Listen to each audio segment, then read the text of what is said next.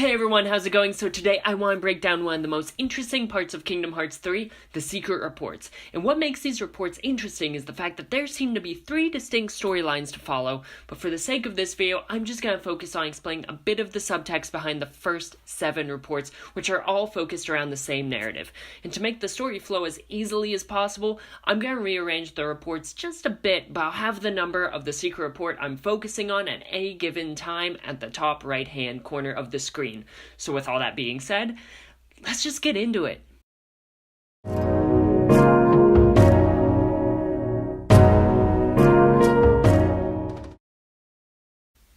So I'm actually going to start with Secret Report 2 because I think that this is really the only secret report that doesn't have too much of a connection with the others. It begins with young Xehanort explaining to us how he has just set off on his pilgrimage to tour the worlds written of in the old fairy tales and his desire to use the light and darkness in perfect harmony. This is interesting because this further highlights the fact that he and Ericus had been explicitly taught about the old masters and the world before it became divided into countless smaller worlds.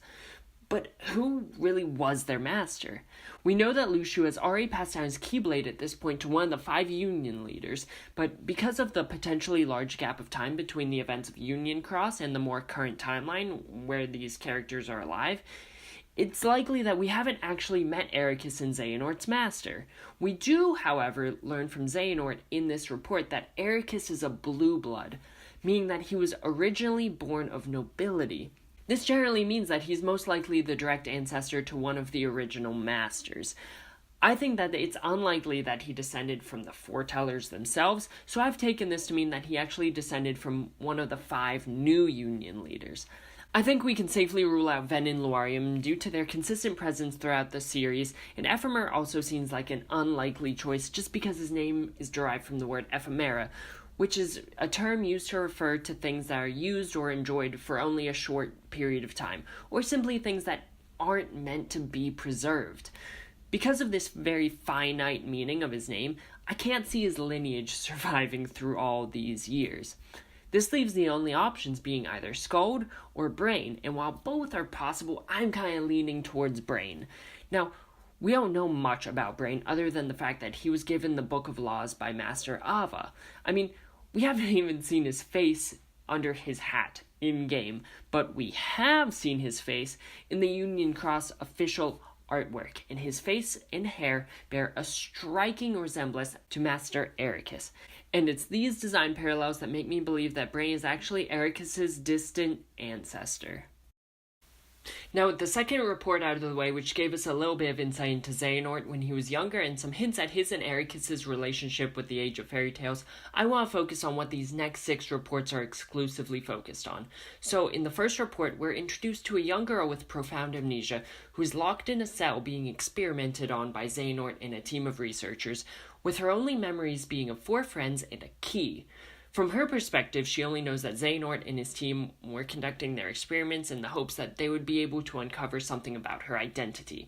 In the meantime, however, they simply referred to her as Specimen X, or Key. Everything about this first section of Secret Report 1 points to this young girl being Ava, the leader of the Vulpes Union. I think it's pretty safe to assume that the 4 friends that she's referring to are the other foretellers, and the key could mean a variety of different things, but I'm just going to play it safe and guess that it's referencing her Keyblade. This theory is further supported when she says the phrase, "May my heart be my guiding key," which was a phrase that the Master of Masters had absolutely beaten into the skulls of the foretellers. Also, I think that the researchers referring to her as X or Key is just another not-so-subtle hint from the writers that she's from Kingdom Hearts Key. So in Report 3, we transition into Xehanort's point of view once he's already possessed Terra's body and become an apprentice to Ansem the Wise. In his notes, he describes coming across a 15-year-old girl shortly after dawn, or daybreak if you will, in the central square of Radiant Garden, whom we know at this point is probably Ava. It seems that he took her into captivity to study her, only to find that she's suffering from some profound amnesia. Which, I want to pause here for a second. This dude literally abducted this girl he found alone in the city and observed this girl for a week before he realized she might be useful to his research. Maybe it's just me, but that's not okay. Like, what is with these guys and abducting young girls and putting them in cages? First in Kingdom Hearts 2, putting Kairi in a cage, and now this. Anyways, moving on. Xehanort opts to continue his research into the heart that Ansem the Wise expressly forebode. Xehanort believes that because this girl seems to be a husk with no memories just like him, that means she'll be the perfect specimen to conduct his experiments on the relationship of the heart and one's memories, and these experiments have helped him to slowly begin regaining his own memories. Now, skipping ahead to Secret Report number 5, we're given a look into Isa's perspective. He talks about how day by day Radiant Garden is nothing short of a paradise, but at night the sky is filled with the muffled sounds of human screams and the whispers of potential human experiments within the walls of Ansem's castle. Eventually, he and his best friend Lee decide to go investigate these claims. It took a few tries, but eventually the two were able to get past the guards, Dylan and Alias. As they explored the castle, they crept down a spiral staircase until they eventually found a room that looked like something out of a nightmare. He describes a dark room full of empty cages, and to their horror, they could tell that they weren't alone. But even though all they wanted to do was run away, they kept moving forward until they found Ava.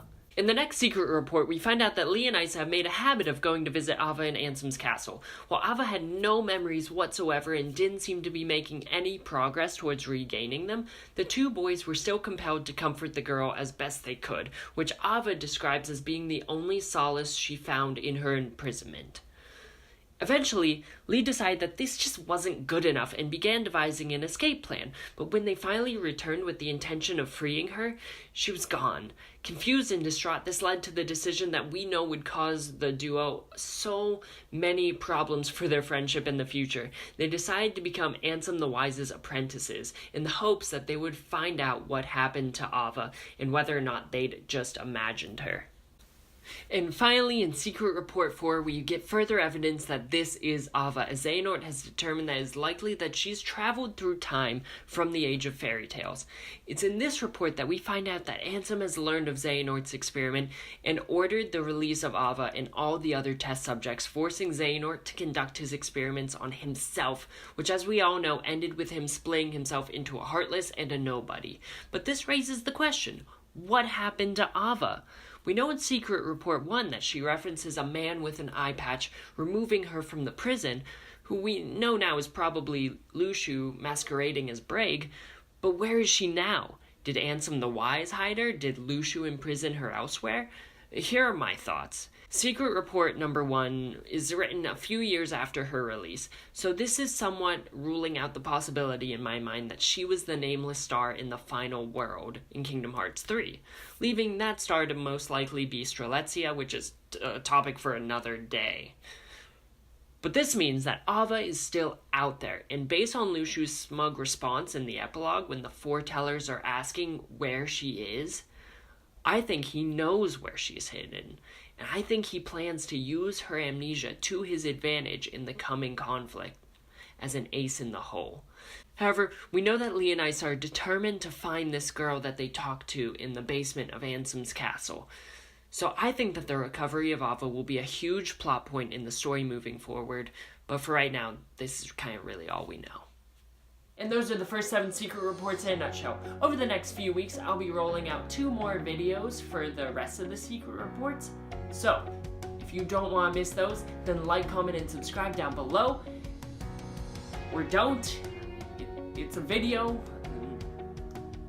Just do what you want, I guess. It's in your hands now. Have a great one, guys. Later.